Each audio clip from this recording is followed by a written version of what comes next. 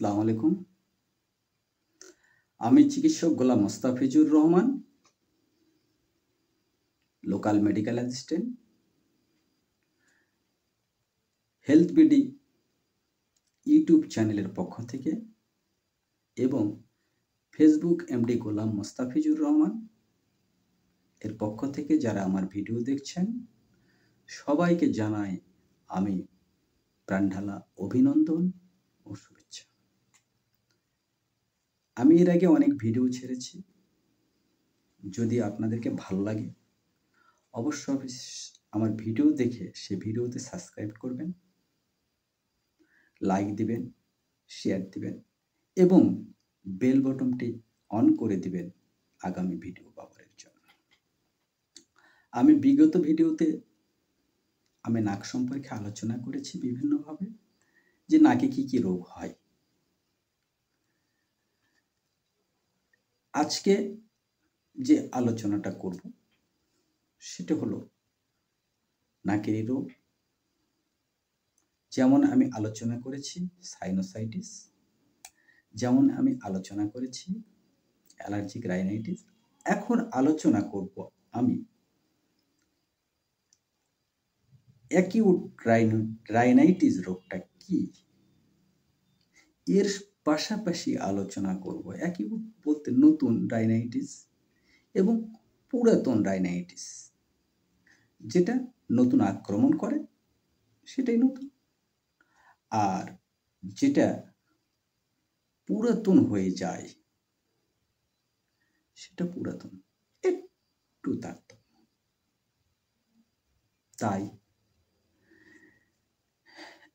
Acute rhinitis কিভাবে মানুষকে আক্রমণ করে নাকে, এখানে সাধারণত ভাইরাস নামক জীবাণু দ্বারা আক্রান্ত হয়। যখন ভাইরাস নামক জীবাণু দ্বারা আক্রান্ত হয় তখন হাঁচি হয়, নাক দিয়ে জল পড়ে, অনেক সময় নাক ফুলে ওঠে, এর সঙ্গে এমনকি জ্বরও হতে পারে, সর্দি হয়, এমনকি তার সঙ্গে কাশি হয়। তাই রাইনাইটিস রোগ অ্যাকিউট হোক আর পুরাতন হোক, এটা চিকিৎসায় ভালো। এই ভাইরাসকে দূর করতে হলে অবশ্যই একটু কষ্ট করতে হবে। কি কষ্ট করতে হবে? ভাইরাসটা কিভাবে আক্রমণ করে সেই ব্যাপারে আমরা আসি। ধুলোবালির সঙ্গে যে বাতাস বয়, এই বাতাস ধুলোবালিগুলো নাকের মধ্যে প্রবেশ করে, অথবা নাকের ভিতরে যেগুলো ছোট ছোট লোমকূপগুলো থাকে তার মাথাগুলো ঠেকে ওখানে ক্ষতর সৃষ্টি করে, ওই ভাইরাসগুলো সেখানে আক্রমণ করে। তাই অভিজ্ঞ চিকিৎসকের কাছে অবশ্যই আপনাকে যেতে হবে, আর অভিজ্ঞ চিকিৎসকই এর চিকিৎসা দিলেই আপনি সুস্থ হয়ে যাবেন। তবে মনে রাখবেন, আপনাদেরকে মনে রাখতে হবে, যদি এই ভাইরাস আক্রমণ করে তার চিকিৎসা না করলে বারবারই কিন্তু সর্দি আক্রমণ করবে, নাকের ওই অবস্থা হবে, নাক ফুলে উঠবে, তিরবির করবে। এটাই যদি চিকিৎসা আপনি না করেন তাহলে পুরাতনে রূপ নেবে।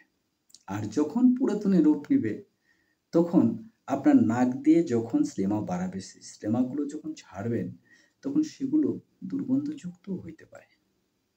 শেষ পর্যায়ে একটা অভিজ্ঞ চিকিৎসক প্রয়োজনে আপনার নাককে ডুস করেও দিতে পারে। যদি ডুস করে দিয়ে নেজালটা আপনার পরিষ্কার করে দেয়, তাহলে এই রোগ থেকে আরোগ্য পাওয়া সম্ভব। এটা কোনো জটিল রোগ না, অতি সহজেই ভালো হয়। আর অ্যালার্জিকে দমন রাখতে হবে, নেজাল কভার ব্যবহার করতে হবে, হ্যাঁ? ধুলোবালির মধ্যে কম করতে হবে। এটুকুই আজকে। আগামী ভিডিও দেখার জন্য আপনাদের সুস্বাস্থ্য কামনা করি।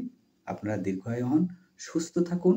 আমার ভিডিও দেখে যদি আপনাদের ভালো লাগে, আগামী ভিডিওগুলো পুরোপুরি না টেনে দেখবেন।